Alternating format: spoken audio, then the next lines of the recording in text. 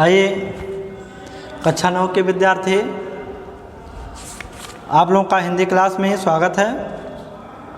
देखिए, आप लोगों को इस समय हिंदी गद्य का दूसरा लेसन पढ़ाया जा रहा है और उसमें आपको जो है दूसरा जो पाठ है वो है मंत्र। क्या पाठ है? मंत्र। लिखने वाले हैं मुंशी प्रेमचंद। कौन है? मुंशी प्रेमचंद। तो बात हम लोग जो है पिछले वीडियो में ये पढ़ चुके हैं, आपको बता चुके हैं हम कि वृद्ध भगत कितना गरीब और वहीं डॉक्टर चड्ढा कितने अमीर। तो अमीर गरीब का खेल किस तरह से मुंशी प्रेमचंद जी ने अपने इस कहानी के माध्यम से बताने का प्रयास किया है कि जब लोगों के पास सामर्थ्य होता है तो लोग गरीबों की तरफ ध्यान नहीं देते हैं, लेकिन जब उनके ऊपर मुसीबत पड़ता है तब समझ में आता है कि उन्होंने क्या गलती की है। तो इसी तरह से डॉक्टर साहब के बेटे का, यहाँ तक आप देखिएगा, अब किताब आप खोल लीजिए कि डॉक्टर साहब के बेटे का 20वां बर्थडे है, 20वां सालगिरह है, 20 साल का उनका बेटा हो गया है। खूब जो है अधिकारी कर्मचारी सब, हित रिश्तेदार सब आए हुए हैं, है ना, सब भोजन कर रहे हैं। इधर क्या हुआ कि उन्हीं के साथ में जो है पढ़ने वाली कैलाश के साथ में पढ़ने वाली थी एक लड़की का नाम मृणालिनी। वो भी आती है और कहती है कि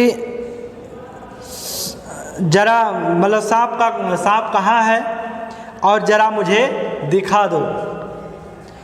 तो कैलाश ने उससे हाथ मिलाकर कहा, मृणालिनी इस वक्त क्षमा करो, कल दिखा दूंगा, है ना। मृणालिनी ने आग्रह किया, जी नहीं, तुम्हें दिखाना ही पड़ेगा। मैं आज नहीं मानने की, तुम रोज कल कल की बात करते हो, यानी टालते रहते हो। चूँकि अब मामला जान ही रहे हो, बहुत करीब का मामला, बड़े घर का बेटा है और मृणालिनी भी साथ में पढ़ने वाली, है ना। तो अब क्या हुआ कि मृणालिनी और कैलाश दोनों सहपाठी थे और एक दूसरे के प्रेम में पागे हुए थे, गर्लफ्रेंड भी थी वो। कैलाश को सांपों के पालने, खिलाने और नचाने का बड़ा शौक था। तरह तरह के सांप पाल रखा था। उनके स्वभाव और चरित्र की परीक्षा भी करता रहता था। थोड़े दिन हुए कि उसने विद्यालय में सांपों का एक मार्के का व्याख्यान भी दिया था। अरे वाह! सांपों को नचाकर दिखाया भी था। प्राणी शास्त्र के बड़े बड़े पंडित भी यह व्याख्यान सुनकर दंग रह गए। यह विद्या उसने एक बूढ़े सपेरे से ही सीखी थी। सांपों की जड़ी बूटियाँ जमा करने का उससे मर्ज था, मतलब बहुत इकट्ठा किया करता था। इतना पता भर मिल जाए कि किसी व्यक्ति के पास कोई अच्छी जड़ी है, फिर उसे चैन नहीं आता था, उसे लेकर के ही वह छोड़ता था। यह व्यसन था, यह उसकी आदत थी। इस पर हजारों रुपए फूंक चुका था। मृणालिनी कई बार आ चुकी थी पर कभी सांपों को देखने के लिए इतनी उत्सुक नहीं हुई। कह नहीं सकते आज उसकी उत्सुकता सचमुच जाग गई थी या कैलाश पर अपने अधिकार का प्रदर्शन करना चाहती थी, पर उसका आग्रह बेमौका था, मतलब सही समय नहीं था। उस कोठरी में कितनी भीड़ लग जाएगी, भीड़ को देखकर सांप कितने चौंकेंगे, रात के समय उन्हें छेड़ा जाना कितना बुरा लगेगा, इन बातों का उसे जरा भी ध्यान नहीं था। क्या हुआ? कैलाश ने कहा, नहीं, कल जरूर दिखा दूंगा, इस वक्त अच्छी तरह दिखा भी ना सकूंगा, कमरे में तिल रखने की भी जगह नहीं मिलेगी। एक महाशय तब तक बोल बैठे, कहा कि अरे दिखा क्यों नहीं देते, जरा सी बात के लिए इतना टाल मटोल कर रहे हो, जैसे चढ़ाने वाले लोग होते हैं ना। मिस गोविंद हरगिज ना मानना। देखें कैसे नहीं दिखाते हैं, मतलब ए मृणालिनी तुम मानना मत, देखते हैं कैसे नहीं दिखाएंगे। चढ़ा दिया चूड़ी। दूसरे महाशय ने और चढ़ाया, एक रद्दा चढ़ाया। मिस गोविंद इतनी सीधी और भोली भाली है, तभी आप इतना मिजाज दिखाते हो। दूसरी सुंदरी होती तो इस पर बिगड़ जाती, ले और चढ़ा दिया।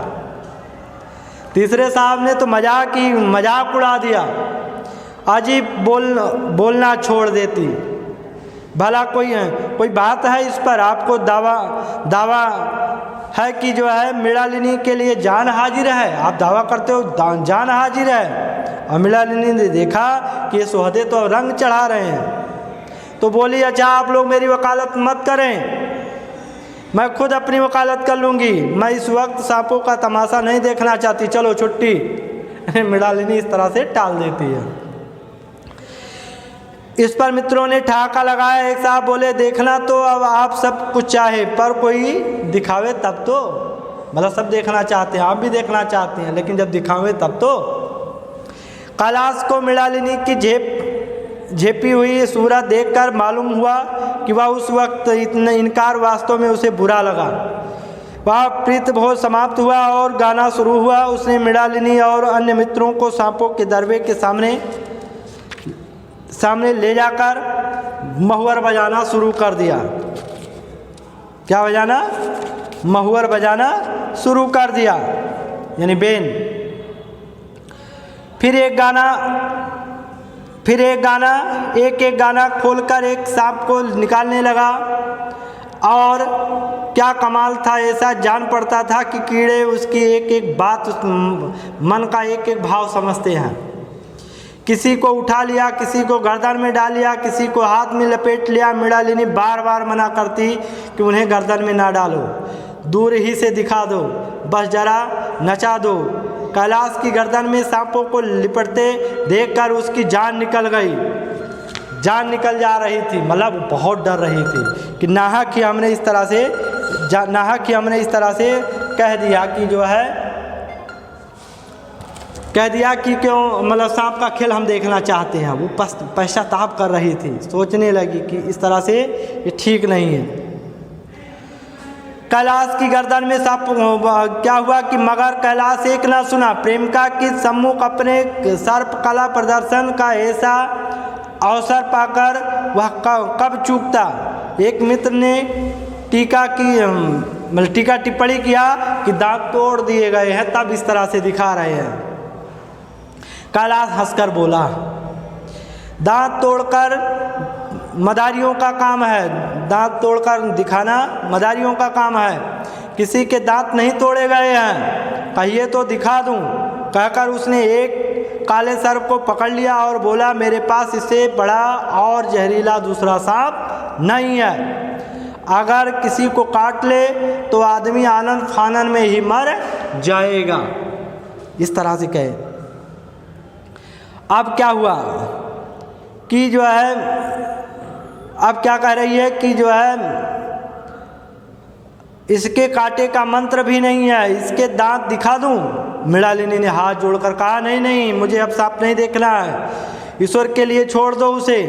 मैं तुम्हारे पैरों पड़ती हूँ। इस पर दूसरे मित्र बोले, मुझे तो विश्वास नहीं आता, लेकिन तुम कहते हो तो मान लूँगा। मैंने और चढ़ा दिया। तब कैलाश सांप की गर्दन पकड़कर जोर से दबाया और कहा, नहीं साहब, आप आंखों से देख लीजिए कि इसके दांत नहीं तोड़े गए हैं। और जो है सांप बड़ा समझदार होता है, अगर उसे विश्वास हो जाए कि आदमी से उसे कुछ हानि नहीं पहुंचेगी तो वह उसे कुछ नहीं हानि पहुंचाएगा।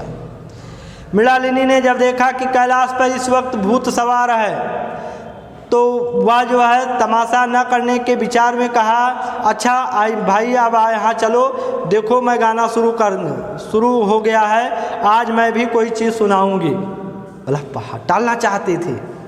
यह कहते हुए उसने कैलाश का कंधा पकड़कर चलने का इशारा किया। कमरे से निकल गई, मगर कैलाश विरोधियों का शंका समाधान करके ही दम लेना चाहता था।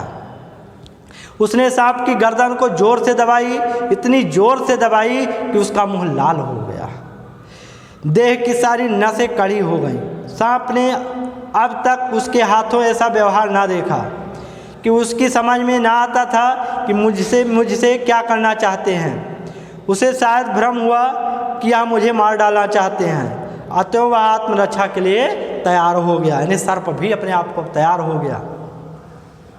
कैलाश ने उसकी गर्दन खूब दबाकर मुंह खोल दिया और उसके जहरीले दांत दिखाते हुए बोला, जिन सज्जनों को शंका हो तो देख लें। अब आया विश्वास, अब भी शक है। मित्रों ने आकर उसके दांत देखे और चकित तो हो गए। प्रत्यक्ष प्रमाण के सामने संदेह को कोई स्थान कहाँ। मित्रों का शंका का निवारण तो हो गया। कैलाश ने सांप की गर्दन ढीली कर दी, उसे जमीन पर रखना चाहा, पर वह काला गेहूं क्रोध से पागल हो रहा था। गर्दन नरम पड़ते ही उसने सिर उठाकर कैलाश की उंगली में जोर से काटा और वहां से भागा। कैलाश की उंगली से टप टप खून टपकने लगा। उसने जोर से उंगली दबा ली और अपने कमरे की तरफ भागा। वह मेज की दराज में एक जड़ी पड़ी हुई थी कि वह उसे पीस कर लगा देने से घातक विष रफू हो जाता, नहीं भाग जाता है। मित्रों में हलचल मच गई, यानी रंग में भंग पड़ गया। कहाँ नाच गाना चल रहा था, कहाँ उसे सांप ने काट लिया। बाहर महफिल में खबर गई। डॉक्टर साहब घबरा कर दौड़े। फौरन उंगली को कसकर बांधी गई और जड़ी पीसने के लिए दी गई। डॉक्टर साहब जड़ी के कायल ना थे, यानी मानने को तैयार ना थे, लेकिन उंगली का डसा भाग नस्तर से काट देना चाहते थे। मगर कैलाश को जड़ी पर पूरा विश्वास था। मृणालिनी प्यालों पर यानी प्यालों में बैठी हुई थी। वह खबर सुनते ही बरामदे में बैठी हुई थी। वह दौड़ी कैलाश की उंगली से टपकते हुए खून को रुमाल से पोंछने लगी। जड़ी पीसी जाने लगी, पर उसी 1 मिनट में कैलाश की आंखें झपकने लगी, होठों पर पीलापन आ गया, यहाँ तक कि वह खड़ा न रह सका, फर्श पर बैठ गया। ये सब सारी स्थितियाँ देखिए, रंग में भंग पड़ गया। सारे मेहमान कमरे में जमा हो गए, कोई कुछ कहता कोई कुछ कहता। इतने में जड़ी पीस कर लाई गई। मृणालिनी ने लेप लगाया। 1 मिनट और बीता। कैलाश की आंखें बंद हो गई। वह लेट गया, हाथ से पंखा झलने का इशारा किया। माँ दौड़ करके उसका सिर गोद में रख लिया और बिजली का टेबल फैन लगा दिया गया, यानी पंखा लगा दिया गया। डॉक्टर साहब ने झुककर पूछा, कैलाश कैसी तबीयत है? कैलाश ने धीरे से हाथ उठा दिया, मगर कुछ बोल ना सका। और क्या हो रहा है? लेकिन मृणालिनी ने करुण स्वर में कहा, क्या जड़ी कुछ असर नहीं करेगी? डॉक्टर साहब ने सिर पकड़कर कहा, क्या बताऊं, मैं इसकी बात में आ गया। अब तो नस्तर भी चुभाने से कोई मतलब नहीं है। आधा घंटे तक यही हाल रहा। कैलाश की दशा प्रतिक्षण बिगड़ती गई, यहाँ तक कि उसकी आंखें पथरा गई, हाथ पैर ठंडे पड़ गए, मुख की कांति मलिन पड़ गई, नाड़ी का कहीं पता तक नहीं, मतलब मौत के सारे लक्षण दिखाई देने लगे। घर में कोहराम मच गया, शोर मच गया। मृणालिनी एक और सिर पीटने लगी, माँ अलग पछाड़े खाने लगी। डॉक्टर चड्ढा को मित्रों ने पकड़ लिया, नहीं तो यह नस्तर अपनी गर्दन में मार लेते। एक महाशय बोले, कोई मंत्र झाड़ने वाला मिल जाए तो संभव है अभी इसकी जान बच जाए। एक मुसलमान सज्जन इसका समर्थन भी किया, अरे साहब कब्र में पड़ी हुई लाश भी जिंदा हो गई है। ऐसे ऐसे बाकमाल मतलब पड़े हुए हैं, मतलब ऐसे ऐसे झाड़ फूक करने वाले हैं। डॉक्टर चड्ढा बोले, मेरी अकल पर तो पत्थर पड़ गया, इसकी बातों में आ गया। अब मैं क्या करूं? नस्ता लगा देता तो यह नौबत क्यों आती।